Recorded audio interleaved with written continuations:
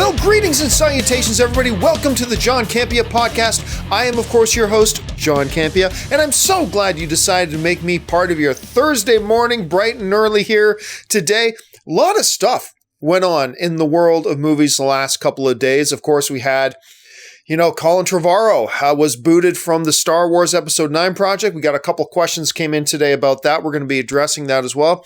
Suicide Squad 2. Looks like they found a brand new director in Gavin O'Connor. Tell you what, I made a video about this yesterday. You can find that on my YouTube page. But, a while ago, maybe it was about a month and a half ago, maybe 2 months ago. I can't even remember exactly when it was, but it had been reported, and it was true, that they had picked this director by the name of Jaume Collet-Serra to direct Suicide Squad 2. And I thought it was a mistake. And I listed in a video all the reasons why I thought it was a mistake to get him as a director. I thought it was a terrible choice.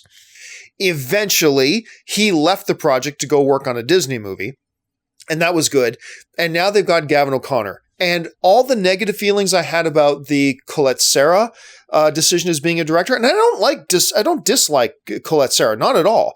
I think he's a half-decent director. I just didn't think he was right for Suicide Squad 2. But for the amount that I did not like his choice, I more than like the Gavin O'Connor choice. Gavin O'Connor is a wonderful director. Watch Warrior that he did with Tom Hardy. Watch The Accountant that he just did with Ben Affleck, if you want to talk about playing in the DC universe and all that kind of stuff. I think he's a fantastic director. He was not my number one choice. Everybody knows I wanted Mel Gibson to direct it. I thought Mel Gibson could have done something really cool and violent and twisted with Suicide Squad, but you know what? He's a great choice. I'm really excited about it. I think he's going to do a great job. But anyway, we've got some stuff here to talk about today. Where did I get today's topics and questions? Well, I get them from you guys. How do you get a topic or a question on the John Campea podcast? It's simple. You just email me anytime at thejohncampeapodcast@gmail.com. That's thejohncampeapodcast@gmail.com. Send on in your questions. Understand I can't get around to all the questions that get sent in, but send them on in anyway. Maybe you'll see it pop up on the show. So, with all of that out of the way, let's now move on to the first topic today. And the first topic today gets sent to us by Gregory Voigt.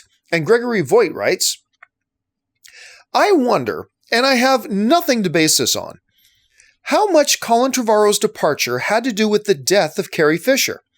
I think it's possible that Colin Trevorrow and LucasFilm agreed upon a movie, and then heartbreakingly, Carrie Fisher passed away. Well, thanks a lot for the question, Greg. And yeah, there's another question we're going to be taking about episode 9 and Carrie Fisher a little bit later.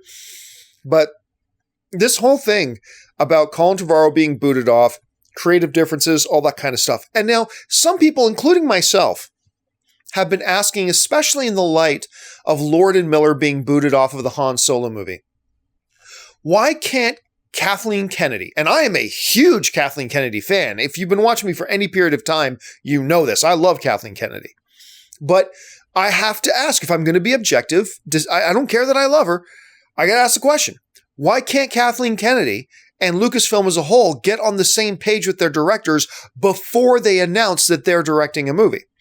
Like, wouldn't before you announce that Colin Trevorrow is the director of this movie or that Lord and Miller, the director of that movie, don't you want to make sure you're absolutely on the same page first? Now, to be fair to Kathleen Kennedy, the Lord and Miller thing, the more information that comes out about that, it became clear. Lord and Miller and Lucasfilm had agreed on a script. They had agreed on a movie they were going to make. But as Lord and Miller were making that movie, they were departing more and more away from the script that was agreed upon. And they were making a movie that Lucasfilm didn't want, despite the fact that they had agreed. Basically, and I'm a huge fan of Lord and Miller. Again, you all know this. You know how much I love 21 Jump Street, 22 Jump Street, the Lego movie, Cloudy with a Chance of Meatballs. I love these guys. But they were hijacking the Han Solo movie. And they were making a different movie than what they agreed upon initially. And I'll give it to Lucasfilm, and I'll give this one to Kathleen Kennedy, that they were basically had no choice but to boot them off. Like, I'm sorry, Lord and Miller, Han Solo is not your movie. You're just a steward of it. Star Wars is much bigger than you, and if you agreed to make one movie, you should have just made that movie, if that's what you agreed upon. If that's not the movie you wanted to make, then you shouldn't have agreed to it. But anyway, So I'll give that one to Kathleen Kennedy. Although I do wish they had pulled the trigger and, booed them off the film a lot earlier in the process, so Lord Miller could have gone on quicker to do something else, and they could have got Ron Howard in faster. But whatever, that's another topic for another time. But with the Colin Trevorrow thing, that's a little bit different. Now, one of the things that I have taken into consideration is exactly what you're mentioning, Greg, is, well, what if the situation here is they were on the same page? That Kathleen Kennedy and Lucasfilm and Colin Trevorrow, now remember, this is when Carrie Fisher was still alive. They were completely on the same page with each other about the movie they wanted to make. Colin Trevorrow wanted to make it. Lucasfilm wanted to make it. Lucasfilm felt good that Trevorrow was the guy to do it. Everything's great. Well, then Carrie Fisher passes away. And now what you can and cannot do with the Carrie Fisher character of Princess Leia, which I'm going to talk about more a little bit later in the show, that changes things. And from what we understand, their plans initially were that Princess Leia was going to play a significant role in episode 9. So now you're making a different movie. And I agree with Gary. We have nothing to base this on. But one of the things that I wonder about this is if that fundamental change kind of scrapped the movie they were going to make, and now they have to make something different, and now Trevorrow and Lucasfilm can't get on the same page as what movie should we make without Carrie Fisher. They were in total alignment with the movie they should make when Carrie Fisher was still alive, and they thought that she could be in episode 9, but now she's not there. What do?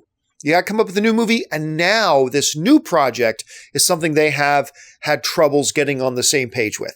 I don't know that that's the case. If it is the case, then I can understand where Kathleen Kennedy's coming from. I can understand where, Colin Trevorrow shouldn't make the movie he doesn't want to make. And if the situation's changed and now they got to make a movie without Carrie Fisher, and he has an idea for a movie he wants to make without Carrie Fisher, but Lucasfilm has a different idea of the movie they want to make without Carrie Fisher, Colin Trevorrow shouldn't make the movie he doesn't want to make. Lucasfilm shouldn't have a director make a film that they don't want to make. And if that's the case, then I totally understand them parting ways and, Trevorrow having to get booted off the project. Then I get it. The thing is, we don't know if that's the case. We don't know if there are deeper problems. We don't know, what's going on. So until somebody actually comes out and is honest about it, and right now, I don't expect them to be honest about it. I just expect them to say, hey, we love Colin. And I expect Colin's people to say, I loved working with Disney. And we all just love each other so much. We just can't work on this movie together. That's all we're going to hear from them, because that's the proper PR thing to say. But until somebody comes out and actually tells the truth, we're not going to really know what went down. But if it was because they couldn't get on the same page post Carrie Fisher passing, then that's a little bit more understandable, both for Lucasfilm and for Colin Trevorrow, at least from my point of view. Maybe you think differently. Jump into the comments section. Let me know what you guys think. All right. Thanks a lot for the question, Gregory. We move on now to the next question. And the next question today comes to us from Duncan Butler, who writes, just curious, what some of your favorite comfort movies are. By that, I mean movies that you can watch again and again and again and again. Movies you can just put on and not even necessarily watch, but something you can put on and listen to while you're working or something else. Something that just makes you happy. Thanks a lot for the question, Duncan. As a matter of fact, yes, I have a couple of them. These are usually movies that I like to put on when I'm going to bed. Now, I'm the type of person, I think I get this from my dad, but I'm the type of person that I actually fall asleep easier if there's something on. Like if there's a TV on or there's a podcast playing or something. I know a lot of people fall asleep much easier if everything's just dead quiet. I actually fall asleep easier if the TV's on. And again, I think I might have inherited that from my dad. But I think part of the reason that's the case is because when the TV's on and your ear is processing something coming into it, it turns the rest of your brain off. Like I find if I'm just laying in the dark and dead silence, my mind just starts racing at 1,000 miles per hour. And I'm thinking about, what happened today? What I'm going to do tomorrow? And then I start worrying about this and I start worrying about that and blah, blah, blah. And before you know it, bedtime becomes a big stressful thing. But I find if I have the TV turned on or there's something on, just white noise even, it kind of turns the rest of my brain off because my brain's functioning on listening to whatever is on TV, whatever. And I find I fall asleep much easier. Anyway. That's not what your question was. Nap time with John Campea. No. What are my comfort movies? That's when I like to play my comfort movies. And sometimes I'll just turn on the TV, put on HGTV or something like that, or ESPN. But the movies I like to put on, I've got two in particular that are real comfort movies. Now, these are not by any stretch of the imagination my all-time favorite movies. I just find that they are comfort movies to me, that I can just put it on and I can hear a couple lines and I'll smile and whatever. So here are the two movies for me that I always put on when I'm going to sleep. Number one is Galaxy Quest. The one with Tim Allen, the Star Trek spoof. I love that movie. And I know it's so much inside out and backwards now because I've watched it so many times that I can put it on, smile as I'm listening to it, and still just pass right out, which is great. The other big comfort movie for me is, I was going to say, I don't know why I was about to say Big Hero 6. It's not Big Hero 6 at all. It's Mystery Men. My mind got thinking about heroes. Is Mystery Men. Mystery Men's a really good one that I thought that is great and wonderful to me. A third one also is a Ben Stiller, because Ben Stiller's in Mystery Men, is the first Zoolander. Not the second Zoolander, the first Zoolander. So Galaxy Quest, Mystery Men, and Zoolander. I can have any of those three on anytime, and I just feel comfortable with them on. They are comfort movies to me. Again, none of those are in my top 10 or top 20 favorite movies of all time, but they're comfort movies to me and I really enjoy them. So, hey, I'm just curious, guys, what movies do you have in your repertoire that are your comfort movies? Jump in the comment section and let me know. All right, we move on now to the next question of the day. And the next question today comes to us from one of my Patreon supporters, Jay Kapoor. And let me take a second and plug my Patreon here for a second. Let me shamelessly plug this. As long as you guys know, I left the corporate world. I decided I didn't want to do this for corporations anymore. I wanted to do it for myself, to have the freedom and the creativity to do what I want to do. And to do that full time, I make 70 to 100 videos every month, meant I needed some help and some support financially. So due to the suggestions from my viewers, I started a Patreon page. So I would love for you guys to check out this address. Go to my Patreon page, check it out, get more information about why I need Patreon supporters, what being a Patreon supporter does, and how you can ensure that this content keeps getting made. So just check that out. And if you don't want to become a Patreon supporter, that's perfectly fine too. I'm just glad you're here watching the video with us today. All right, now with the shameless plug out of the way, my Patreon supporter, Jay Kapoor, writes, how do you think Fox's X-Men franchise and characters should continue?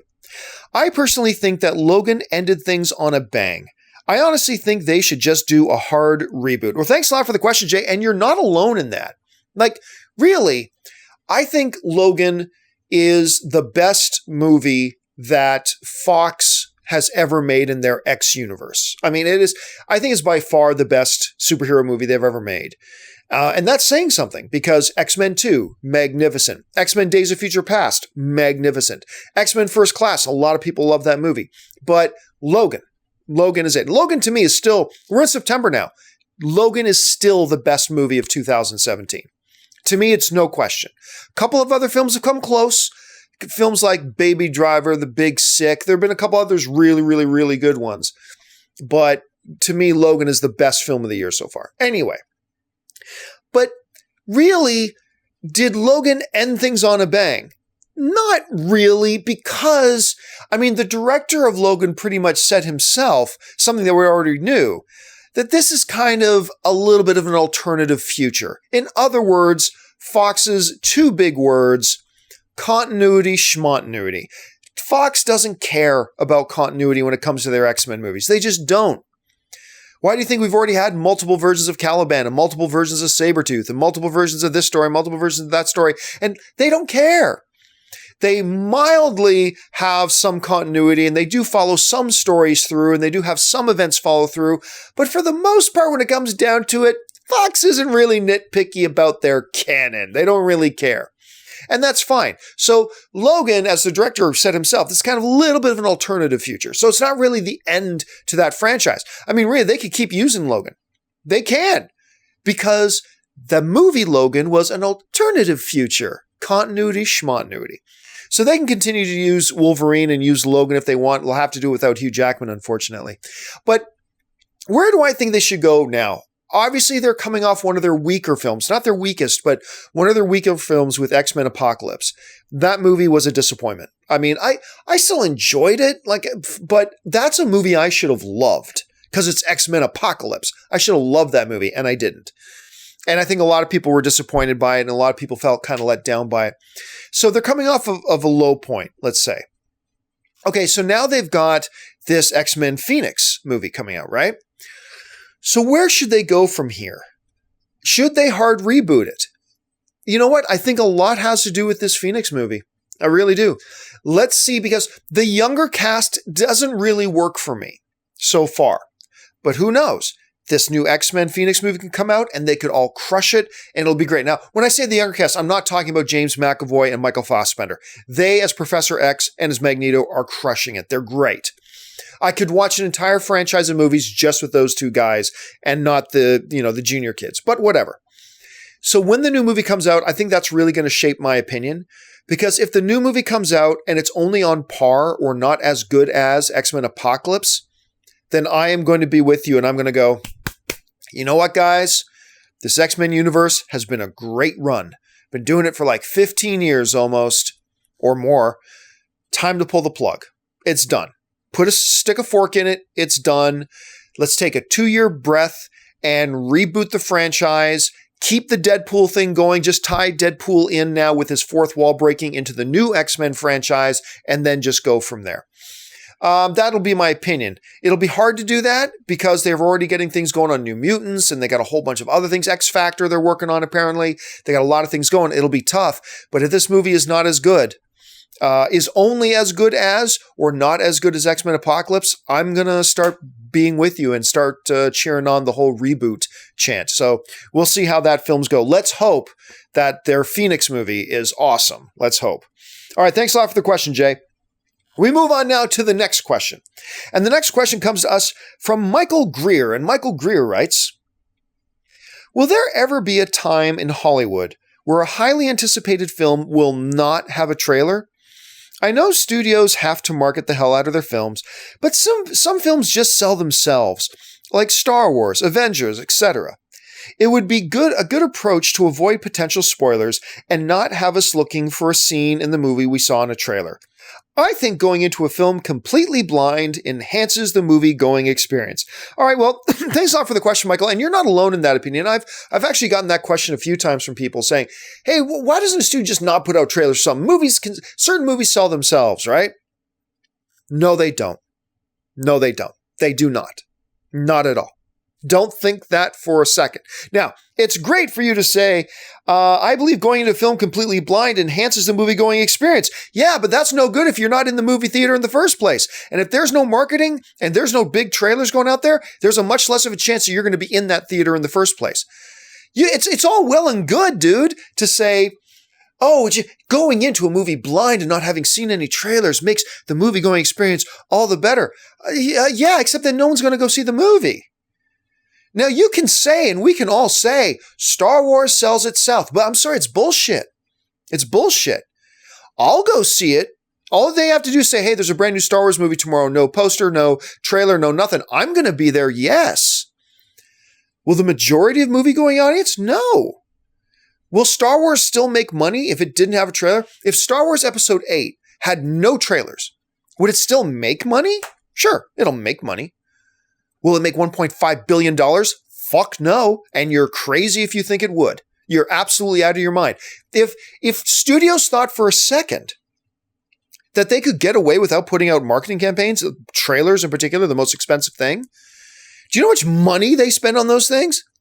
They spend anywhere from $40 to $150 million for a marketing campaign. You don't think that a studio would love to just keep that money?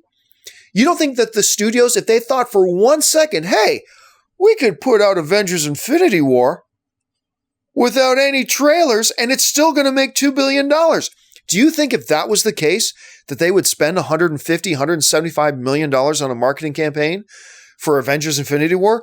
Of course not. So why do they do it? Because they know they're going to get triple or quadruple or 5 times or 10 times their investment back if they put the investment into the marketing. It's all well and good for you and me to say that we'll go see Avengers 4 no matter what. It's all good for you and me to say they didn't even need a trailer for Justice League. Just say Justice League and we'll be there. It's all well and good for you and me to say just say Star Wars and we'll be there. That's great. But the movie ain't going to make $1 billion on that. The movie ain't going to make $800 million on that. You can say it all you want, but it won't happen.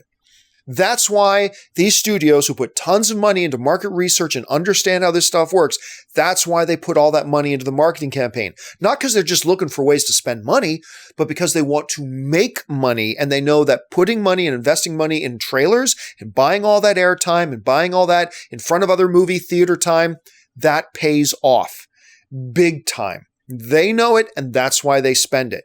So yeah, I understand the philosophy, and I understand where you're coming from. And I think you're coming from a good place. Yeah, sometimes watching a movie completely cold is great. But then what's making you decide to go in and see a movie completely cold? The look of the poster?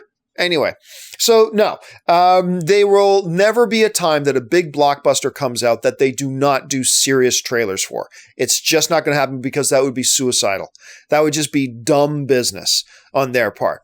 That's not to say that we as individuals can't practice certain movie-going habits. Like, hey, if I know a new Star Wars movie's coming out, I don't do this, but I know some people that do.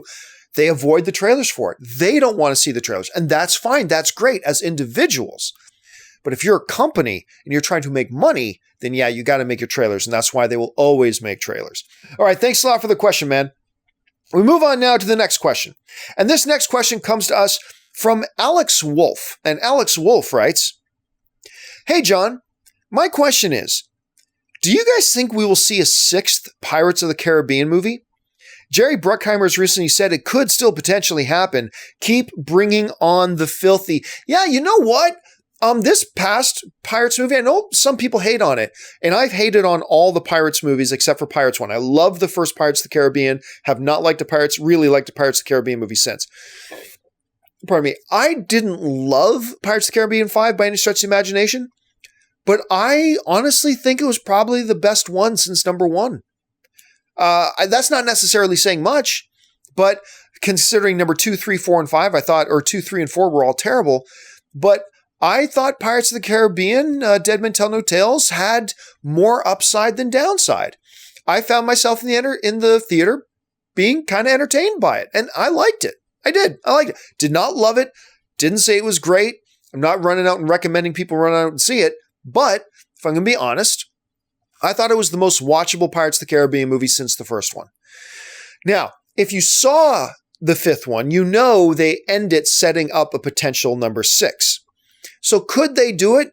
Well, let's put it this way. The fact that they set up a 6th film means nothing. That means nothing at all. Remember that dragon movie, Aragon? They ended that movie totally set up for the next movie, and they never made it because the movie bombed. Well, Pirates of the Caribbean 5, despite popular opinion, did not bomb. Movie made almost $800 million. Wrap your head around that number. $800 million. Now, compared to the $1 billion plus that Pirates movies usually make, is that a step down? Absolutely, that's a step down. But let's keep it in perspective here. It's roughly made the same amount of money as Wonder Woman, and we all, rightfully so, called Wonder Woman an amazing smash success. Yeah, of course it was. It was, because it made over $800 million. Guess what? Pirates of the Caribbean practically made the same amount of money as Wonder Woman. You can't call Wonder Woman, a big blockbuster, mega expensive movie, a massive, unbelievable success, and then turn to another movie that made practically the same amount and say, oh, that one's a bomb. That's ridiculous. That's ridiculous. It made lots of money. Did it make enough money to justify Disney doing a 6th one? Damn right it did. Damn right it did. Now, Disney may sense that the public is getting tired of the Pirates of the Caribbean movies. Maybe that would stop them. But from a business point of view, I can totally see them. If I had to make a $5 bet, not a $100 bet, if I had to make a $5 bet, I'd bet $5 that we're going to get a Pirates 6. Yeah, I think they will. And if they don't, it'll be because they're sensing the public is getting tired of them, because I think they are. I think the public is starting to get tired of it. But is there enough juice left in there for a number 6? I think there could be. So I think there will. At some point, probably within the next 4 or 5 years, we'll hear an announcement of some kind, and then that will be it. That will be the final one. All right, thanks a lot for the question, man. And we move on now to the final question of the day. And the final question today comes to us from Dakotah Barrows, who writes, "Hey, John Campea." Well, hey, Dakotah Barrows. My question is about Star Wars. I am, of course, saddened by Carrie Fisher's passing, But I thought the character comes first. Shouldn't they recast for the story they intend to tell? Thanks a lot for the question, Dakotah. And obviously, Dakotah's talking about the fact that from what we understand at this point, and who knows, maybe they'll change their mind, but from what we understand at this point, even though Lucasfilm had planned on having General Leia, the princess, Carrie Fisher's character, be a major character in episode 9, with the passing of Carrie Fisher, tragically at the beginning of this year, they apparently made the decision that they're just not going to have the Leia character in episode 9, which is, of course, forced them to rewrite the script and do all types of stuff. Anyway. And what he's referring to is that I've often said that the character comes before the actor playing it, and the story comes before the character. But yes, absolutely, the character comes first. Between character and actor, character comes first. Always cater to the needs of the character. You don't cater to the needs of the actor. Okay, that's my firm belief. And I think we've seen some tragic results in movies when people have not followed that advice. At any rate. So really the question he's asking is, well, I mean, if the character's supposed to come first, why don't they just recast? If they had all these big plans and this grandiose story for the General Leia character, just recast the character then. I completely agree. And I will tell you why Disney and Lucasfilm aren't doing it. I'm hoping they change their mind, but as of right now, they're not doing that. And here's why they're doing it. It's not because it's what they think is best. No. They're doing it because they're afraid of the backlash. And I understand this. Totally understandable. They're afraid of the backlash they'll get from well-meaning but misguided Star Wars fans who will complain that recasting Princess Leia is disrespectful to the memory of Carrie Fisher. And again, well-meaning. I respect that. I respect where they're coming from. People who have that opinion, I respect where they're coming from because their motivation is wanting to be respectful to the memory of Carrie Fisher. And if you want to be respectful to the memory of Carrie Fisher, even if I think you're going about it the wrong way, then you and I are on the same team. Like, as long as your concern is that we be respectful to the memory of Carrie Fisher, then you and I are on the same team, even if we have different opinions about how to go about being respectful to the memory of Carrie Fisher. But make no mistake about it. If they're taking her out, if they took Princess Leia out of episode 9, it's not because they thought it's what was best for the story. It's not because they don't think anybody else on the planet could possibly play the role. It's because they're afraid of the backlash that well-meaning yet misguided Star Wars fans would have on that subject. And look, I'm in the minority of this, and I'm perfectly comfortable being in the minority on this because I believe this is true. If you want to be respectful to the memory and legacy of Carrie Fisher, then the most disrespectful thing you can do, the single most heinous and disrespectful thing you can do to the legacy of Carrie Fisher is cut out this character she spent a lifetime bringing to us. Cut that character out of episode 9. To me, that is the disrespect. That is disrespecting everything Carrie Fisher worked for, everything she sacrificed for. And if you read the stories from her own words about what she put herself through to get back into shape, just physically, just getting back into shape so she could bring that General Leia character to us, and the time commitment she spent and the lifetime she's given to the Star Wars fan community. And you want to say that the respectful thing to do now is take this Princess Leia character that she has sculpted for us and go, yeah, well, rip that up now, throw it away, throw it away. That's how you respect Carrie Fisher. Bullshit. Again, I'm not mad at you because, again, your motivation, if you're somebody who believes they should never recast Princess Leia, your motivation is that you want to be respectful to the memory of Carrie Fisher. And I respect that. We're on the same team there. However, it is beyond me how people on my same team don't realize what they're ultimately doing is spitting in the face of the legacy of Carrie Fisher. Not spitting in Carrie Fisher's face, but spitting in the face of the legacy of Carrie Fisher. By doing that, but say, how do we honor Carrie Fisher? Take this character she spent a lifetime developing for us and throw it away. That's how you respect Carrie Fisher. How stupid is that? That is the most stupid, ignorant thing I think I've ever heard. Look, Steve Jobs, right? Here's a good example. Steve Jobs spent the majority of his life building Apple, right?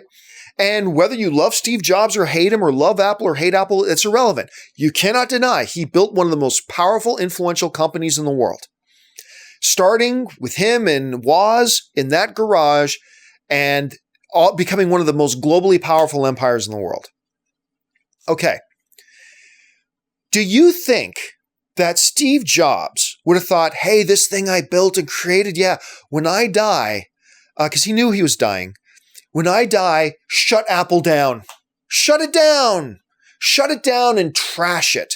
Because if I'm not around, then everything I've built and sacrificed for and labored for and worked for, throw it away. Throw it away. No. What did Steve Jobs do? He spent a lot of his final days, he crafted a succession plan. And remember, one of his most famous things, he issued it, I think, 3 or 4 days before he died. He wrote to the board of Apple and said, execute the succession plan. Because he put in place to make sure that that thing that he built and he grew and he sweat and bled and sacrificed for continues on after him. So that not only the company succeeds and everybody that works with him succeeds, but his legacy goes on.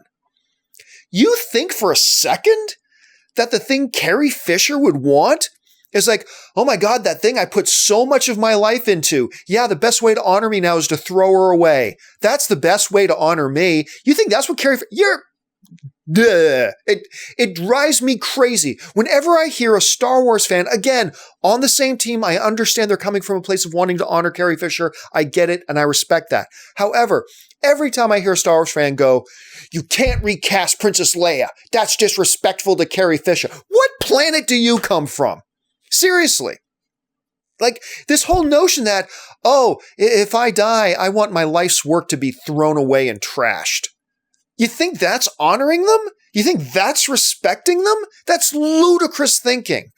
So anyway, again, I'm not mad at my fellow Star Wars fans because I get it. They're coming from a place of wanting to respect Carrie Fisher. So am I. So are all of us. We just strongly differ on what's the best way to honor Carrie Fisher. Because to me, it's obvious. The best way you honor Carrie Fisher and her contributions to the Star Wars universe and the Star Wars fan community and all of us as fans, the best way you honor that legacy is to continue the work she's done. Get another person in to play the Princess Leia's character. Carrie Fisher will always be Princess Leia to us. When we think of who's Princess Leia, we will always think Carrie Fisher. Of course we will. But the way you honor her now is pick up the ball that she couldn't carry anymore and carry it across the finish line for her. Finish out this new trilogy for her. Don't throw her character away. That is not honoring Carrie Fisher. That is spitting in her legacy's face. Anyway, I'm getting emotional about this. I get a little bit emotional about Star Wars. But anyway, I would love to hear your guys' thoughts. Jump into the comment section. Let me know your thoughts. That will do it for today, guys. I've run out of time and run out of topics that was going to be selected today. Thanks a lot for joining me. Listen, guys, while you're here, take a second, click on that subscribe button, become a subscriber to my YouTube channel. And most important of all, make sure you jump into the comment section. Leave your thoughts and opinions. Remember, we're all film fans together.